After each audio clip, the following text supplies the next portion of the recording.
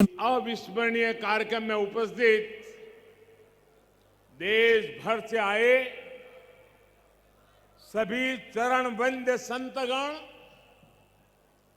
सम्मान्य साधु सन्यासीगण, मध्य प्रदेश के राज्यपाल श्रीमान मंगूभाई पटेल, छत्तीसगढ़ की राज्यपाल बहन अनसुईया उइके जी, झारखंड के राज्यपाल श्रीमान रमेश बैस जी, मध्य प्रदेश के मुख्यमंत्री भाई शिवराज सिंह चौहान जी, केंद्रीय मंत्रिमंडल के मेरे सहयोगी, राज्य सरकार के मंत्रीगण, सांसदगण, विधायकगण, भगवान महाकाल के सभी कृपा पात्र श्रद्धालुगण, देवी और सज्जनों, जय महाकाल।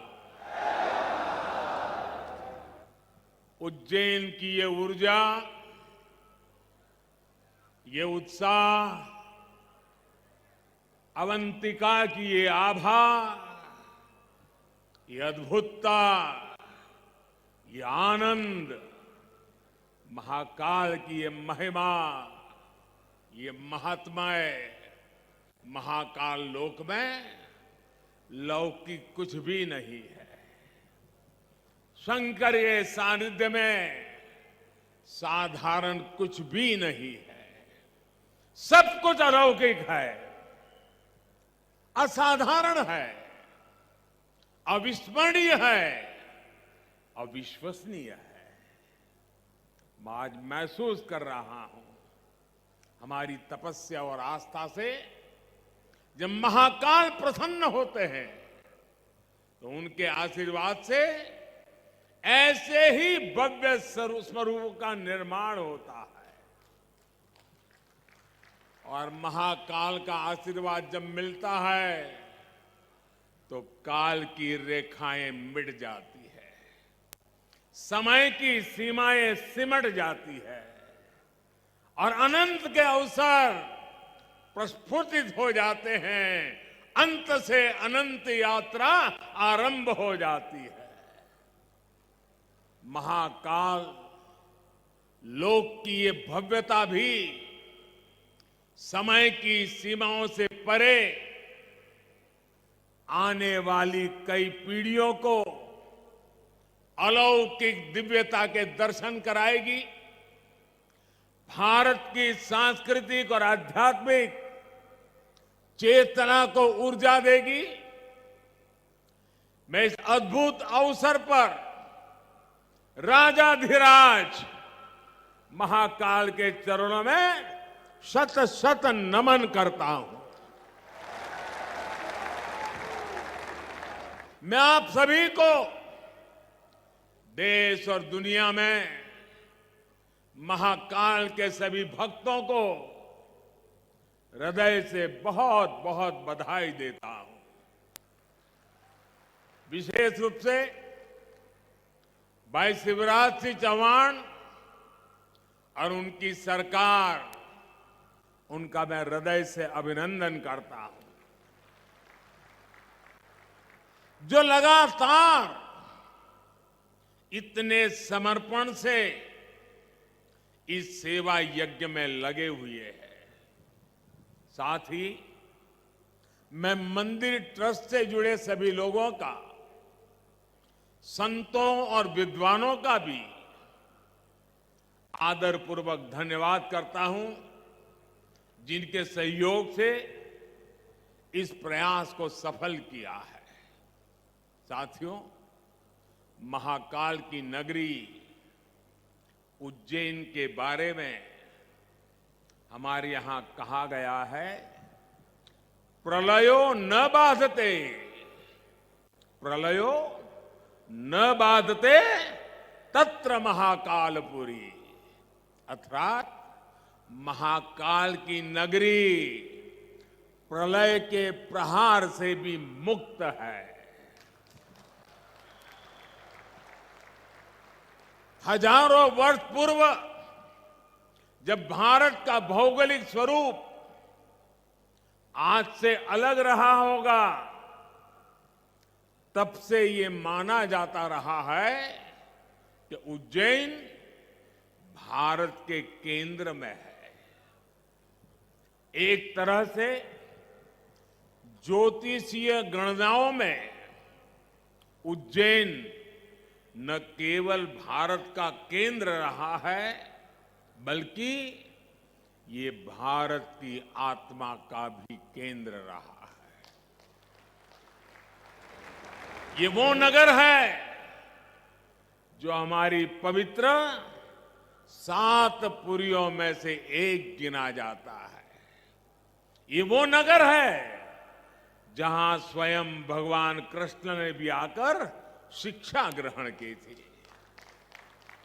उज्जैन ने महाराजा विक्रमादित्य का वो प्रताप देखा है जिसने भारत के नए स्वर्ण काल की शुरुआत की थी।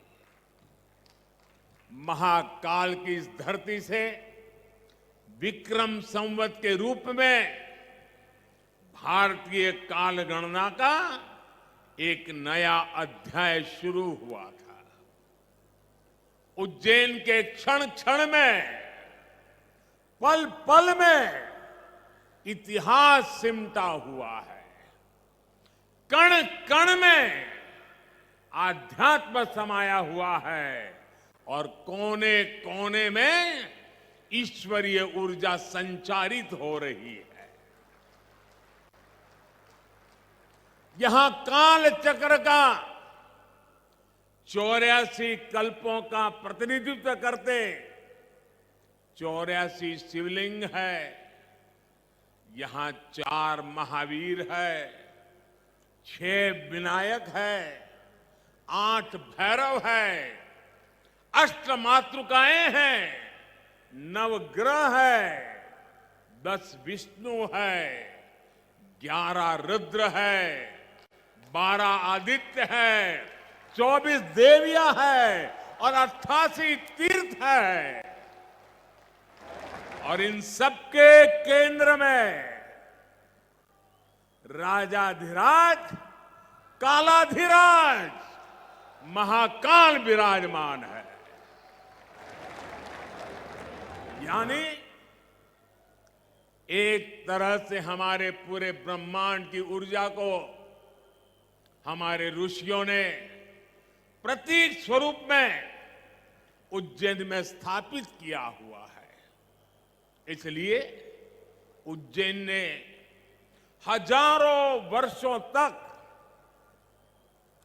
भारत की संपन्नता और समृद्धि का, ज्ञान और गरिमा का, सभ्यता और साहित्य का नेतृत्व किया है। इस नागरी का वास्तु कैसा था, वैभव कैसा था, शिल्प कैसा था, सौंदर्य कैसा था, इसके दर्शन हमें महाकवि कालिदास के मेघदूतम में होते हैं। बाण भट्ट जैसे कवियों के काव्यों में यहां की संस्कृति और परंपराओं का चित्रण हमें आज भी मिलता है। यही नहीं, मध्यकाल के लेखकों ने भी यहां के स्थापत्य और वास्तुकला का गुणगान किया है। भाइयों और बहनों, किसी राष्ट्र का सांस्कृतिक वैभव इतना विशाल तभी होता है जब उसकी सफलता का परचम विश्व पटल पर लहरा रहा होता है। और सफलता के शिखर तक पहुंचने के लिए भी ये जरूरी है कि राष्ट्र अपने सांस्कृतिक उत्कर्ष को छुए, अपनी पहचान के साथ गौरव से सर उठा करके खड़ा हो जाए।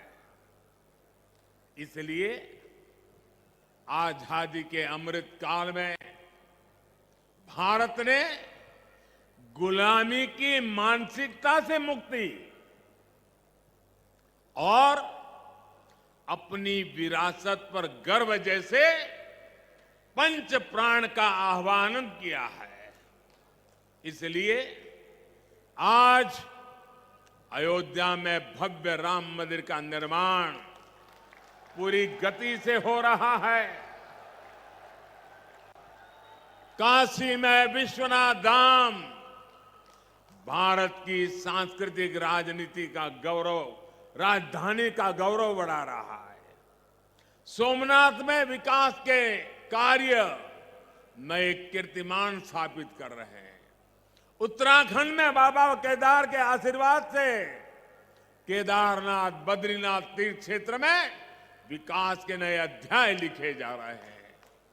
आजादी के बाद पहली बार 4 धाम प्रोजेक्ट के जरिए हमारे चारों धाम ऑल वेदर रोड से जुड़ने जा रहे हैं। इतना ही नहीं, आजादी के बाद पहली बार करतारपुर साहिब कॉरिडोर खुला है।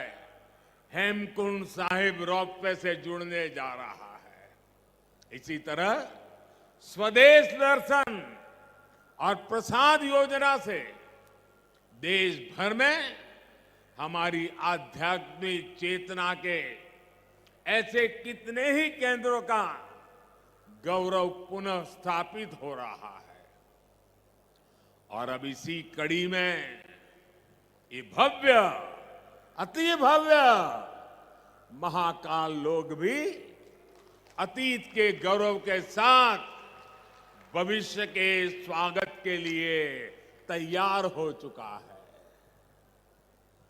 आज जब हम उत्तर से दक्षिण तक, पूरब से पश्चिम तक अपने प्राचीन मंदिरों को देखते हैं तो उनकी विशालता, उनका वास्तु हमें आश्चर्य से भर देता है।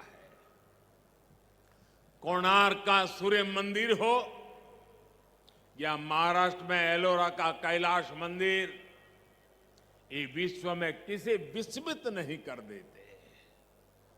कोणार्क सूर्य मंदिर के तरह ही गुजरात का मोढेरा सूर्य मंदिर भी है, जहां सूर्य की प्रथम किरणें सीधे गर्भगृह तक प्रवेश करती है। इसी तरह तमिलनाडु के तंजौर में राजा राजचोल द्वारा बनाया गया ब्रह्मदेवेश्वर मंदिर है। कांचीपुरम में वरदराजा पेरुमल मंदिर है। रामेश्वरम में रामनाथ स्वामी मंदिर है। बेलूर का चन्नकेशवा मंदिर है। मदुराई का मीनाक्षी मंदिर है। तेलंगाना का रामप्पा मंदिर है। श्रीनगर में शंकराचार्य मंदिर है। ऐसे कितने ही मंदिर है। वो बेजोड़ है, कल्पनातीत है, न भूतो न भविष्यति के जीवंत उदाहरण है। जब हम इन्हें देखते हैं तब सोचने को मजबूर हो जाते हैं, उस दौर में, उस युग में किस तकनीक से इन निर्माण हुए होंगे। हमारे सारे प्रश्नों के उत्तर हमें भले ही न मिलते हो, लेकिन इन मंदिरों के आध्यात्मिक सांस्कृतिक संदेश हमें उतनी ही स्पष्टता से आज भी सुनाई देते हैं। जब पीढ़ियां इस विरासत को देखती हैं, उसके संदेशों को सुनती हैं, तो एक सभ्यता के रूप में ये हमारी निरंतरता और अमरता का जरिया बन जाता है। महाकाल लोक में ये परंपरा उतने ही प्रभावी ढंग से कला और शिल्प के द्वारा उकेरी गई है। ये पूरा मंदिर प्रांगण शिव पुराण की कथाओं के आधार पर तैयार किया गया है। आप यहां आएंगे तो महाकाल के दर्शन के साथ ही आपको महाकाल की महिमा और महत्व के भी दर्शन होंगे। पंचमुखी शिव, उनके डमरू, सर्प, त्रिशूल, अर्धचंद्र और सप्तऋषि, इनके भी उतने ही भव्य स्वरूप यहां स्थापित किए गए हैं। ये वास्तु, इसमें ज्ञान का ये समावेश, ये महाकाल लोक को उसके प्राचीन गौरव से जोड़ देता है, उसकी सार्थकता को और भी बढ़ा देता है। भाइयों और बहनों, हमारे शास्त्रों में एक वाक्य है, शिवम ज्ञानम, शिवम ज्ञानम। इसका अर्थ है शिव ही ज्ञान है और ज्ञान ही शिव है। शिव के दर्शन में ही ब्रह्मांड का सर्वोच्च दर्शन है और दर्शन ही शिव का दर्शन है। इसलिए मैं मानता हूं, हमारे ज्योतिर्लिंगों का ये विकास भारत की आध्यात्मिक ज्योति का विकास है, भारत के ज्ञान और दर्शन का विकास है। भारत का ये सांस्कृतिक दर्शन एक बार फिर शिखर पर पहुंचकर विश्व के मार्गदर्शन के लिए तैयार हो रहा है। साथियों, भगवान महाकाल एकमात्र ऐसे ज्योतिर्लिंग है जो दक्षिण मुखी है। ये शिव के ऐसे स्वरूप है जिसकी भस्म आरती पूरे विश्व में प्रसिद्ध है। हर भक्त अपने जीवन में भस्म आरती के दर्शन जरूर करना चाहता है। भस्म आरती का धार्मिक महत्व यहां उपस्थित आप सब संतगण ज्यादा गहराई से पता पाएंगे, लेकिन मैं इस परंपरा में हमें भारत की जीवटता और जीवंतता के दर्शन भी करता हूं। मैं इसमें भारत के अपराजेय अस्तित्व को भी देखता हूं, क्योंकि जो शिव सोयम भूति विभूषण, सोयम भूति विभूषण, अर्थात वस्त्र को धारण करने वाले हैं, वो सर्वाधिपः सर्वदा भी है, अर्थात वो अनस्व और अविनाशी भी है। इसलिए जहां महाकाल है वहां कालखंडों की सीमाएं नहीं है। महाकाल की शरण में विश्व में भी स्पंदन होता है। महाकाल के सानिध्य में अवसान से भी पुनर्जीवन होता है, अंत से भी अनंत की यात्रा आरंभ होती है। यही हमारी सभ्यता का वो आध्यात्मिक आत्मविश्वास है जिसके सामर्थ्य से भारत हजारों वर्षों से अमर बना हुआ है, अजरा अमर बना हुआ है। अब तक हमारी आस्था के केंद्र जागृत है, भारत की चेतना जागृत है, भारत की आत्मा जागृत है। अतीत में हमने देखा है, प्रयास हुए, परिस्थितियां पलटी, सत्ताएं बदली, भारत का शोषण भी हुआ, आजादी भी गई।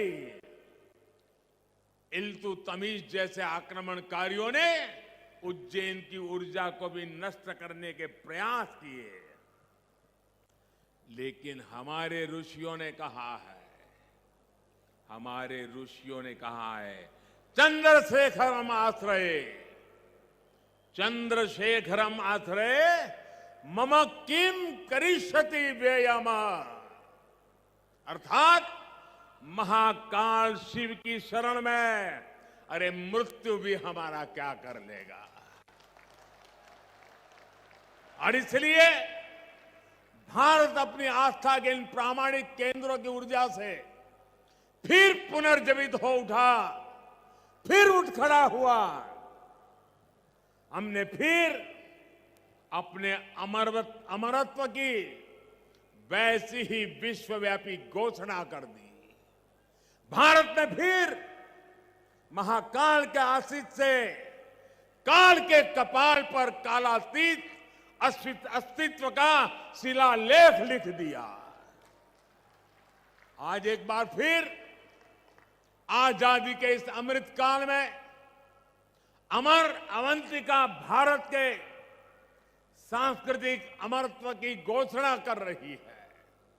उज्जैन जो हजारों वर्षों से भारतीय काल गणना का केंद्र बिंदु रहा है, वो आज एक बार फिर भारत की भव्यता के एक नए कालखंड का उद्घोष कर रहा है।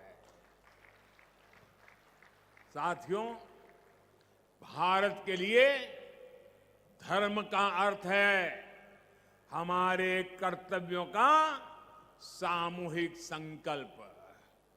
हमारे संकल्पों का ध्येय है विश्व का कल्याण, मानव मात्र की सेवा।